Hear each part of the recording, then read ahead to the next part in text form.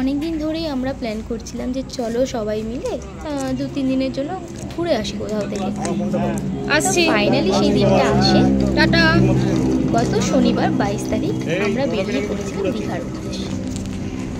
দেখো বাড়িতে সবাইকে টাটা করে আমরা বেরিয়ে যাই। সুমনদা জয়ন্তরা আমাদের বাড়িতে আসে, দেন আমরা একসাথে টাটা। আমাদের এই জার্নিটা ছিল বাসে করে।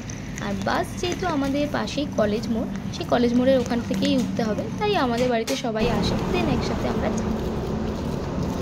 রাত্রি তখন বাজে 11:10 কি 15, আর বাসের টাইম ছিল 11:30 থেকে 11:45। তা হাঁটা পথেই জাস্ট 10 মিনিটের মধ্যেই পৌঁছে যাবো, তাই আমরা বেরিয়ে যাই 11:15-র মধ্যে। তা হাঁটতে হাঁটতে দেখো চলে এসেছি কলেজ মোড়ে। এই আমাদের পেছনেই হচ্ছে কলেজ। বাসে করেছিল এটা লং জার্নি আমার কাছে ফার্স্ট টাইম, আর রায়ের কাছে এই জার্নিটাই ছিল প্রথমবার, কারণ ওকে নিয়ে সেভাবে কোথাও দেখো বলতে বলতে আমাদের বাস চলে গেছে।